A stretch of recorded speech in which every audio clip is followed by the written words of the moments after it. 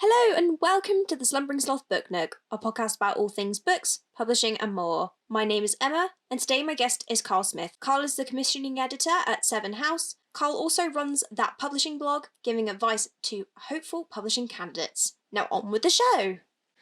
Welcome Carl, hello. Hello, thank you so much for inviting me, Emma. That's absolutely fine. Okay, so on to the first question. Can you tell us about your current role? Absolutely. So I am a commissioning editor for Severn House. We are a traditional publisher in trade. We publish crime, thrillers, mysteries. That's our kind of primary focus. We do some romance titles are thrown in there as well. And they want to expand into science fiction and fantasy for the first time as well. Because our company is actually expanding quite well. So we recently got acquired by Canongate. So that was about 2 years ago. So I've only been there a year. So I wasn't there for that. But I am there now and enjoying it. And my job consists of essentially two parts. So the first is the commissioning part, which is to try and find novels to publish. That is via in-person meetings or phone, email conversations with agents. So at London Book Fair this year, I spent most of my time in the Rights Centre meeting people.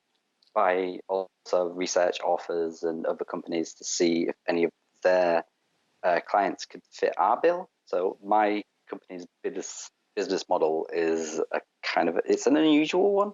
So we do not work with debut authors at all. And even some best-selling authors may not be suitable for our list because we focus on authors who've had a track record of sales to libraries and with a particular focus on US libraries. Oh. So it's when I say that, people are like, oh, I've never heard that before. Yeah, it's quite a different sort of model compared to traditional publishing. But on top of, so that's the acquiring part, and then obviously there's the editing part. So I structurally edit novels on our list. So I read them, look for plot holes, judge character motivation, pacing, that kind of thing. So essentially I do professionally what people are doing amateurly for Game of Thrones. Yeah, I just watched the 2 episodes tonight and I'm just slowly reeling back from that. But obviously everyone's up in arms about that, and that's what I try to prevent in the novels. Yeah. That's how I see. Yeah, I know. It's incredible how much like content goes into books and how you try to have to keep it all in a certain place. You have to, obviously when you read through and kind of just assessing a manuscript, you're not necessarily looking for every single thing that you think, oh, I would change this, I would change this, I would change this. And then you come to at the next stage when you're doing your full edits and you go, oh, what about this? What about this? Or sometimes even you forget somewhat, oh, what was the point I was going to make? But then if it's something you can't remember, but it's probably such a small thing that something else kind of addresses it anyway. Yeah. So yeah, it's a long process, and obviously you send things backwards and forwards quite a few times. And it's good fun though, and it's great when an author comes back and says, look, you've really helped me with this book. Honestly, that's a great feeling, and that's what I love about my job, really. That's really good, especially when, it's the satisfaction going, I helped get that book out there, and I feel proud of myself. Yeah, it's great especially when trade reviews come through from, say, Publishers Weekly or someone like that, and it says, oh, the plotting was great and the pacing was great. And I'm not saying, obviously, I was behind all that. No. I was behind all that, but it's nice to know that, yes, someone else is seeing what I saw, and yes, I really enjoyed the pacing. I really enjoyed this aspect of the book, and they're picking up on that. And it's yes, great. It's not just me. It kind of validates your opinion or your view of that novel. Yeah, that's really awesome. Well, that's really good to know. I think having a little bit of a look into the editorial world is always quite interesting, especially when people have been in it for a while as well. So it's always good to know that information.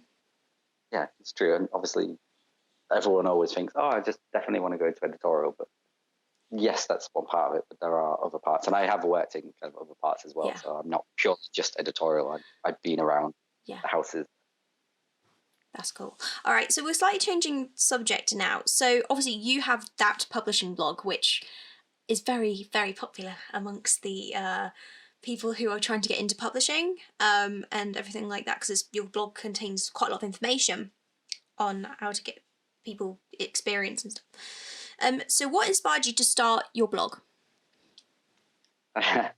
Honestly, it's a combination of frustration and what I think is one of the most powerful motivational tools out there, guilt. So this is not all a good story, but I think I'd gone 5 or 6 months without a job after I was made redundant. So I left a job with a financial publisher who offered investment advice. I'd been there for 3 years.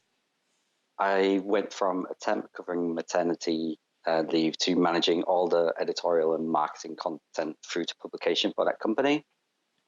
I was actually pretty happy to leave when they told me that this is what's going to happen, because I'd already been thinking, you know, I kind of want to move on anyway, and I'd had 1 or 2 interviews elsewhere. They were a great company to work for. They gave me plenty of support and training and opportunities to grow. Like I said, I started as a temp, and then I was managing so much of their content. But I really did kind of want to leave. Finance wasn't what I was interested in. It wasn't my background. Like Sophie Emerson in her podcast with you, she spoke about how at Springer, pretty much everyone there doesn't actually have a science background. No. And I certainly didn't have that financial one, but it was just there as kind of that first step. Yeah, of course. So I decided I wanted to leave. I was given my parachute payment, waved goodbye, and I thought, great, it's August. I'm going to sit out in the sun for, you know, a couple of months or a couple of weeks is what I thought. And that didn't happen. I was very wrong about that. When I started applying for jobs, I seemed simultaneously overqualified for starter roles, yet underqualified for kind of mid and senior level ones. And even for a mid-level role I went for, I was told, "Oh, we think you'll be bored in this job, so therefore we're not going to give it to you." And my place was somewhere out there in publishing, but I couldn't find it. And for those 5-6 months, that ate away at me. And ultimately, I lashed out at all those who were closest to me. I irreparably damaged those links. And I've never spoken to them again since then. So I was very low at that point, and I had no one around me. I had no job. And at one point, I was just laying on the floor, like not doing anything. And I literally had to kind of pull myself up. I thought, okay, I need to do something. What can I do to solve the hole I've got myself into? And so I just hurt a lot of people that I cared about, and I wanted to make amends. So I wasn't in a position to say sorry for them. Yet I decided maybe I could help others in publishing. Yeah. So interviews wasn't an issue for me. Between being made redundant and getting my next job, which was a marketing exec role with a trade publisher, I had over 50 job interviews. Wow.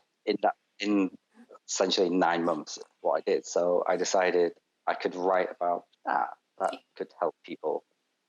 And I could say, this is what I do, and this is what seems to work for me, and maybe it could work for you. And if I helped one person, even just one person, then that was for me a bit of redemption. Yeah. So that's my word about the blog. I joined Twitter for the first time. I know you said you've learned quite a lot through Twitter, and so did I. I've learned so much about this through that.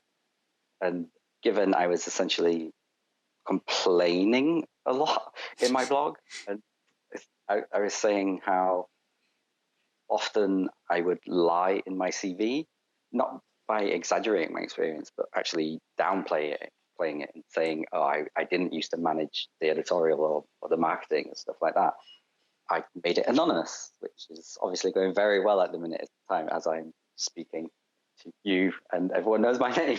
Oh no. Oh dear. But that's essentially why I started it. So yeah, I wanted to help someone, and hopefully I've done that. Yeah, of course. At least one person. Yes, I know. I hope I haven't like let everyone know who you are now. Probably have.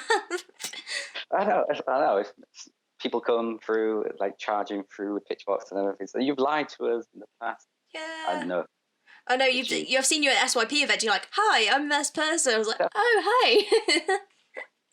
So obviously, yes, I do the SYP, so everyone kind of knows me through that now anyway. So. Oh no, I've unleashed a can of worms. Absolutely have. But yeah, I think everyone knows kind of who I am now. So. Okay. Well, There is hopefully. that. If not, we'll try and keep it you as like tucked away. Okay. Yeah. We'll just delete certain bits of this conversation. Yes, of course. I will definitely try and do that. So what do you think are the top skills needed for a CV on an entry-level publishing role? So I would first of all say demonstrate you know how to do all the admin stuff. Yeah. So there's no getting away from it. Entry level is very admin heavy. Just embrace it. Like it's part of the job. You're going to have to do it. Just do it.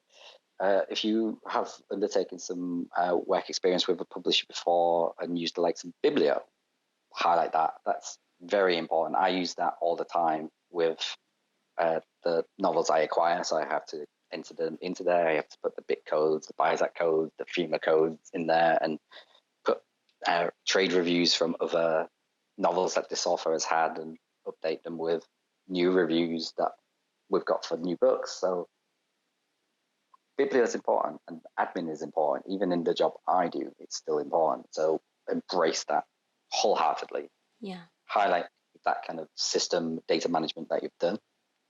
And if you're in a placement and you haven't had a chance to work on one of those systems, just ask, just say, what system do you use? Can I have a play around? And then that way you can add it to your CV. And if you get an interview, you can say, oh, I've used it.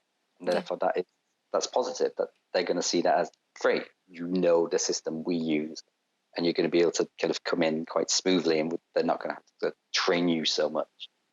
The same goes for even things like NetGalley. So in marketing and publicity, you may be asked to manage platforms like that. So if you've used that, that's fantastic.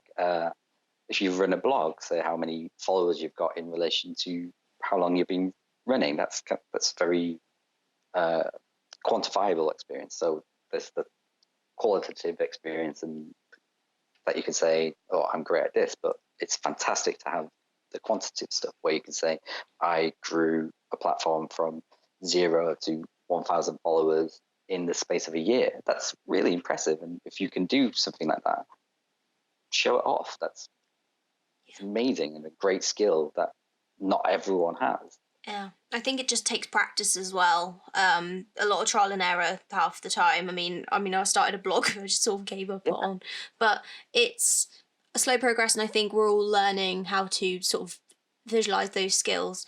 I've always found that maybe with entry level positions, it's sort of what you're looking for as well, what you can sort of apply your knowledge towards, that you want to focus on one particular area. Yeah, especially say like you just said, blogging. Yeah. Blogging's great, editorial and marketing. Okay. So if you start a blog, you will learn things like keywords. You will learn how to phrase the kind of little the description boxes that says what this is about. You'll learn to put keywords into there. Like my blog is called That Publishing Blog. So if you go onto Google and search, I want a blog about publishing, the likelihood is mine's going to come up. So it's thinking about ways like that. It's even thinking of just a name for a blog is showing your kind of marketing acumen and your kind of editorial thinking and being like, oh, I can spin it like this. And when you write AIs or in marketing or in editorial, that's what's important. It's getting those keywords in there and yeah, a blog can help that, and everything else can work that as well. I've even heard entrepreneurial people nowadays start podcasts, so that's amazing. Do something like that. It's really proactive and creative, and it shows digital, it shows publicity, it shows marketing, it shows editing, because you're obviously going to have to edit this. Yeah. It's production as well.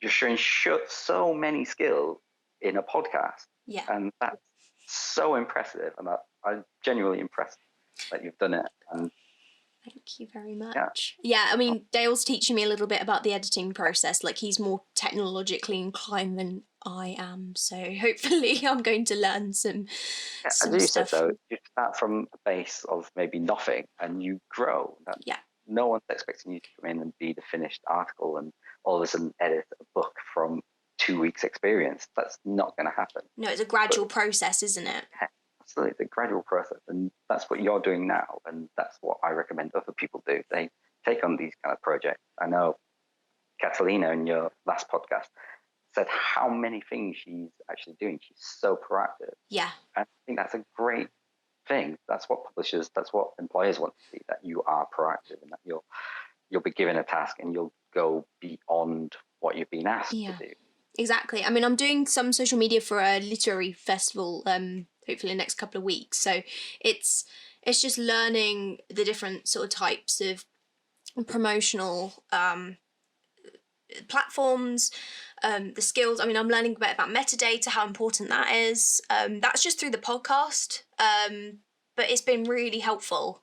So especially learning from other people and talking to people has been a really good opportunity to do that and express that. Yeah, again, brilliant experience. Like doing that, just taking over someone else's Twitter for a bit. That's amazing experience.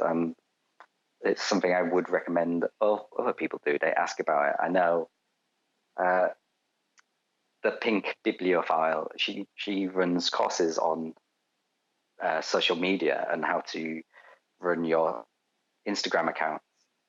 Yeah. And she does that. She took over Bite the Book's Twitter account for a while, so she went to events and she tweeted it along. That's just finding things that you can do that with is fantastic. Yeah, that's really awesome. Okay, so what would your advice be for first-time publishers or people looking obviously to get their first role in publishing? I'm going to be very radical here, not tell you the best piece of advice. I'm going to tell you the worst piece of advice. Oh, I haven't had the worst piece of advice so far.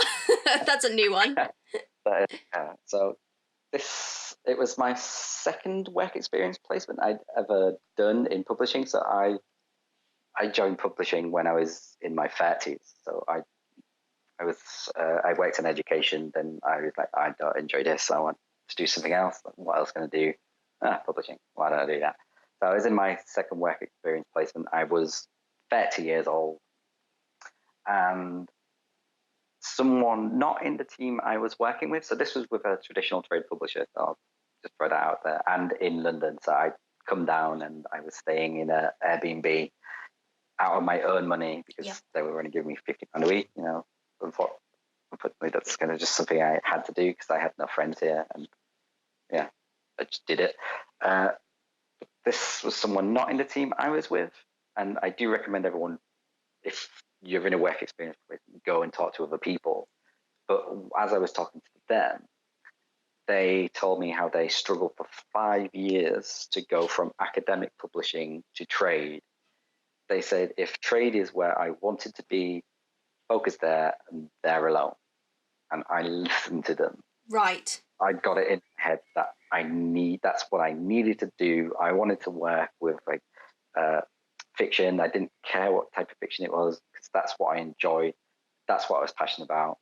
9 months later, I still had no job because I took that to heart so much. I was only applying for very specific roles. I wasn't interested in production. I wasn't interested in marketing. I was like, okay, I want to work in editorial, so just apply for these editorials and maybe every now and again one publicity job or something like that. And I regret that. And then like I said, 9 months later, I still didn't have a job. And I thought, right, once again, what can I do? I applied for a couple of academic publishers and business publishers. And within the space of about 2 months, I think, I'd had more interviews than I had over the original 7 months, and I was offered 2 jobs on the same day. Wow, that's cool. One, That's pretty one amazing. with an academic publisher, and then one with the kind of more business one, which is the one I took, which is the financial publisher that I was at for 3 years. Right. And yeah, that got me in there. That got me experience. And because of the grounding I had working with that company in editorial, so I was working with editorial stuff, but also working with marketers and production. Because of all that, over 3 years, I am now where I am because of it. Yeah. So I learned to edit, so that when I came to edit fiction, I understood, okay, how can we, this doesn't make sense. How can we kind of mold it? This article is very, very slow. Like there's not that much information there. How can we improve it and kind of add some interest in there? And that came through to what I'm doing now. So don't be afraid to get your grounding somewhere else to then move on to what you want to do. Like, if you want to work Penguin Random House, don't worry about just applying to them. Like you can go and work for a small independent publisher. Like that's what I do. And when I started with this company, I was looking after NetGalley. I was doing a lot of promotion. I still do the company's Twitter account. Yeah. Even though this is what I'm doing, and I got that grounding elsewhere. So don't just think, yes, top 5 publisher. That's what I want to do. I can't remember which podcast it was in, but you said your dream would be to run your own publishing company, like down in Devon, wasn't it? One day. And yeah, one day. But yes, you can dream big and dream to work with one of those publishers, start your own, but don't be afraid to, just go to an academic publisher or go to a business to get the skills that you need. Yeah, from watching other people go through trying to get into publishing, obviously I've seen quite a lot because I've only got another year left of uni, so I've been watching all these people do it. I think I've definitely had to look at what's going on and sort of the options that I've got.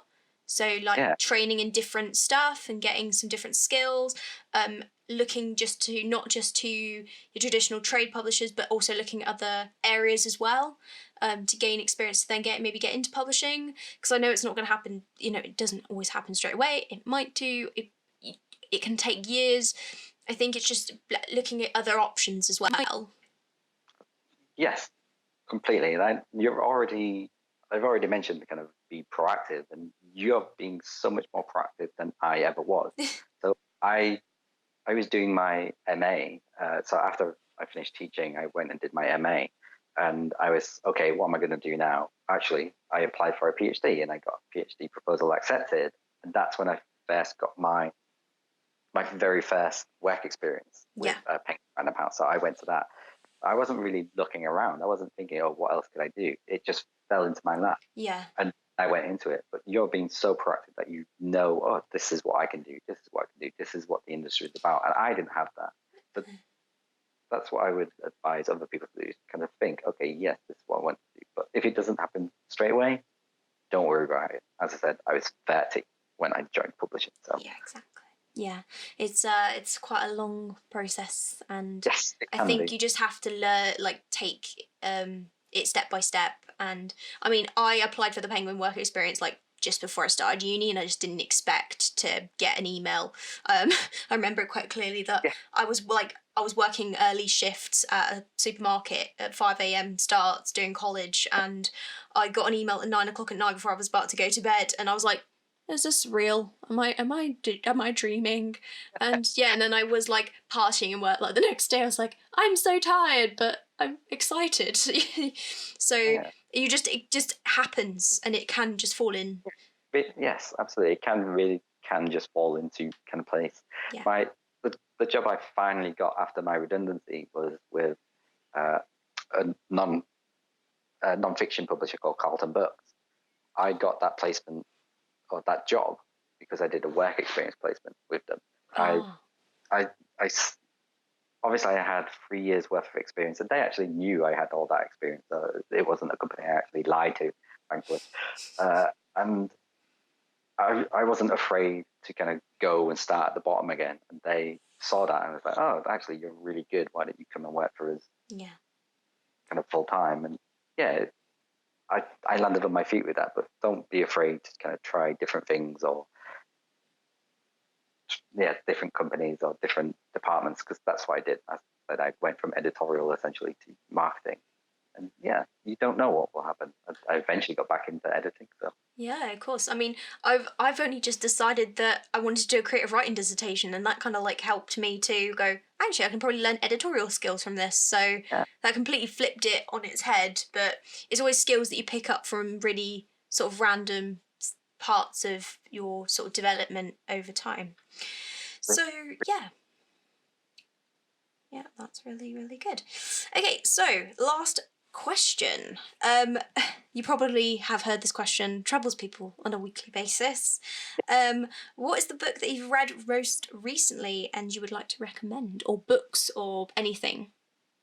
you're definitely right in that does trick people all the time. It is, Everyone always, yeah. what are you work? People say, what are you working on at the minute? Or what authors do you work with? And I'm constantly like, I work with, who do I work with? I'm always like that. I can't think of a single name of who I work with or anything I've read lately. I can't even remember what novel I'm editing at the moment. It just goes out your mind. So thank you for the kind of advanced question of giving me this. Good, So because normally obviously I just surprise people. I am happy for that one. So obviously I work with thriller and mystery books. So I thought I would kind of go with one of them. Yeah. And that is Yesterday by Felicia Yap. That is my best novel in that field. Actually, possibly any field. Actually, yes, it is. I do think it is. I'm going to state that it's my best novel in the past few years, and the concept revolves around people, how people are only able to remember 1 or 2 days worth of memories, and the length of time you're able to remember is seen as a new form of class system. So if you can only remember 1 day of your past, you're seen as common, whereas those with 2 days worth of memory are the elites of the society. And in order to live, because obviously, if you marry someone, then the next day you forget that you're married to them. That's not ideal. So in order to live, people record the events of their days on an electronic tablet that they carry around with them. Right. That is fascinating in itself, because it questions how honest you are with yourselves and your actions. Like, I don't know, if you did something, if you ran someone over, but you don't want to remember it, you can just not record it. Yeah. And that's what happens. So a murder is thrown into that mix, and the kind of concept is, how can you solve a murder when you can't remember anything? And it takes the whole idea of kind of not being able to remember anything to kind of another level. And obviously, in a market and period where every book needs to produce that twist you'll never see coming, which honestly is a piece of marketing talk I absolutely hate. But this one actually didn't do that for me. The twist is there, yet quite early on I thought, oh, this is what I think will happen, and it did. But despite that, I still absolutely loved it, and I think that is, for a book, a powerful thing. The characters, the concept, the writing, and the world building meant that I was invested all the way through, and that's what I want in a story. And there's a sequel coming up to it that I'm really interested. I can't remember if it's a prequel, but there's another novel coming up by the writer who's focusing on a character who was originally, when she wrote it, was a very secondary character. So he was only there for a couple of scenes, and through the editing process, he got added and built upon more, and then all of a sudden, loads of people come to her and say, "Oh, this is my favorite character," and he was my favorite character as well. And the next novel is going to focus on him, and I'm really excited to read that. That will, as soon as that comes out, I will be getting it. Yeah. So that's always great to hear. Yeah, that is the book I would recommend if you like thrillers and mysteries. I love a and good science bit of fiction. science fiction. Yeah, that's science fiction as well. So That's great. That is the one I would go with. That's a really great. Well, thank you so much for coming on today. I really appreciate it. Thank you so much for inviting me. I feel very important. Thank you. No worries. Thank you very much. That's it for this week's episode. Thanks for listening. You can follow Carl on Twitter at thatpubblogger. If you'd like to be involved with the podcast, you can get in touch through Twitter at novelm16 and use the hashtag slothcast, or you can send me an email at slumberyslothbooknook@gmail.com. You can always find the podcast on our YouTube channel, Slumbering Sloth Book Nook, or you can download from Podbean for an on-the-go experience. See you next week. Bye!